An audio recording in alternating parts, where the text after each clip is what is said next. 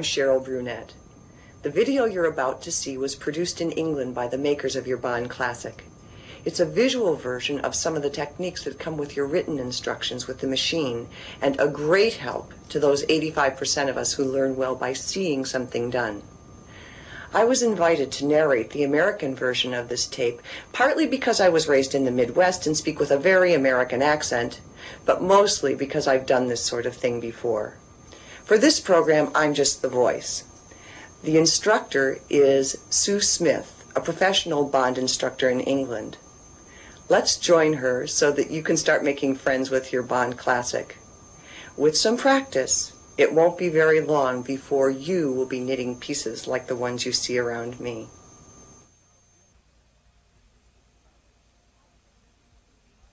Attach your machine to a sturdy, level table by pushing the clamp through the hole in the front of the machine. Make sure the top of the clamp slides between the bed and the metal rod that's in there.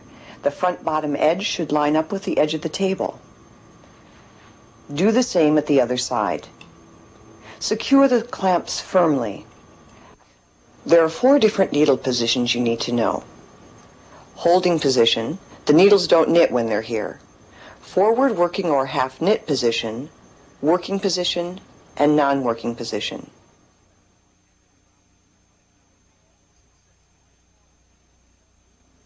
The self-adhesive number should be attached here on the bed.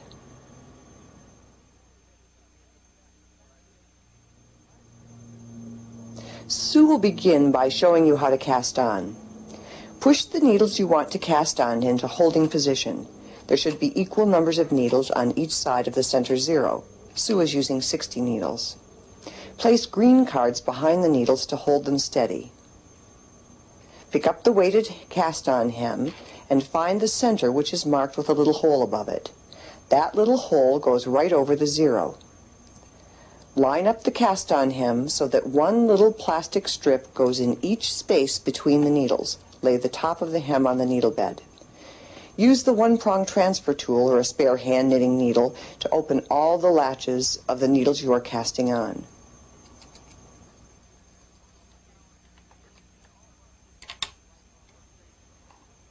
Take either the length of nylon cord or, like Sue, cut a length of elastic thread and lay it into the open hooks on the needles.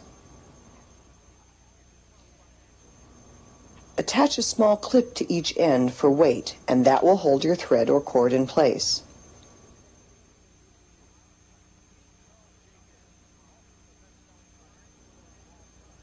Fold the hem over the elastic thread, making sure the plastic strips are between the needles and not resting on any of them, and push the hem back against the needle bed. Remove the green cards and replace them with the yellow card. Push the needles back against it, moving the yellow card as you go until they're all in forward working or half knit position. Remove the yellow card.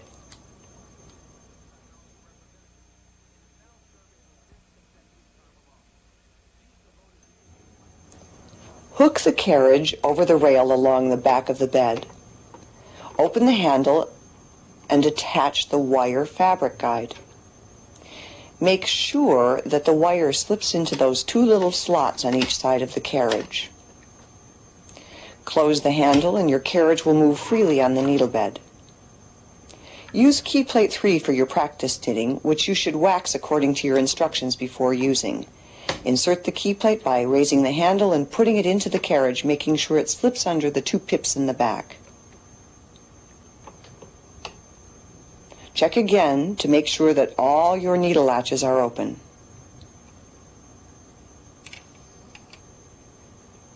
Use the ball of yarn in the box to practice. Pull out several lengths of yarn from the center of the ball and place it on the floor behind the table.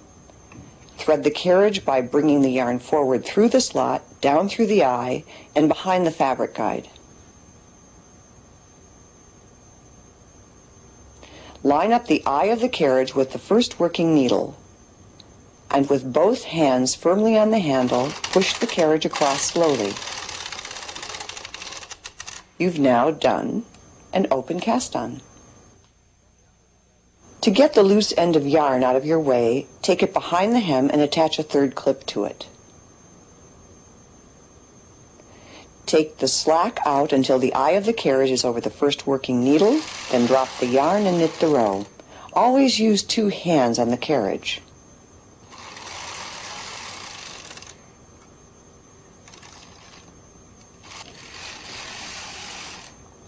Stop after every couple of rows to pull out several yards of yarn from your yarn ball because it needs to be free-flowing with no tension on it as you knit. Always take the slack out at the beginning of each row by holding the yarn until you start. If you don't take the slack up at the beginning of the row, a loop forms there, and you don't want that. Continue knitting this way for several rows.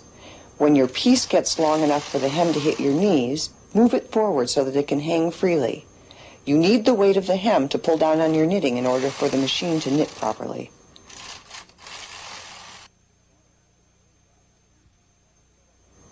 Here's just one of many ways to increase a stitch. At the beginning of the row, bring forward 1 needle to working position. Check sure to make sure the latch is open. Knit the row.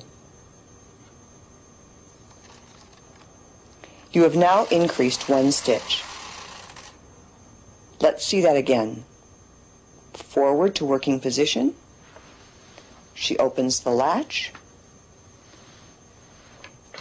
and knits the row.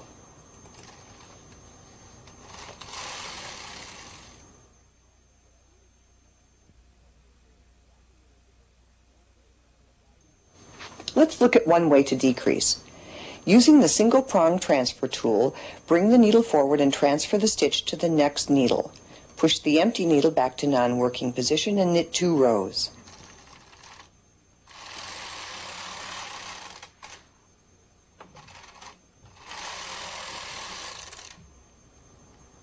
Again, pull the needle out and lift the stitch.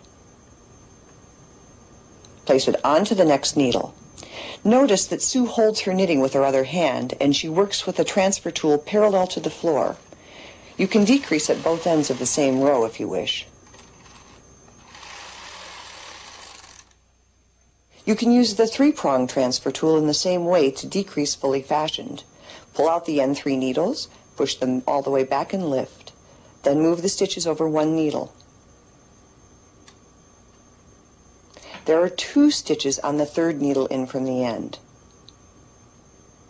You have now decreased 1 stitch, fully fashioned, which just means that the decrease is moved in from the edge of your knitting.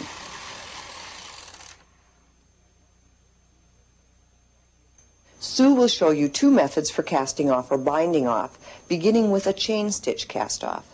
Transfer the end stitch to the next needle. This is the same thing you did when you made the first decrease. Bring that needle forward and lay the yarn into the hook. Push the needle back, knitting the 2 stitches together. Continue this way across the row. Keep this row nice and loose by pushing each needle all the way to the back of the bed as you knit the stitches together.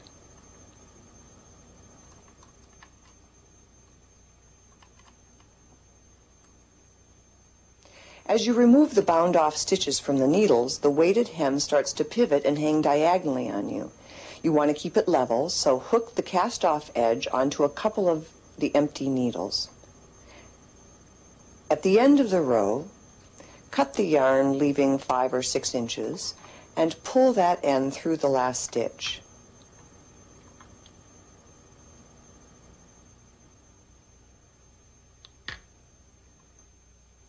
Carefully remove the knitting from the needles.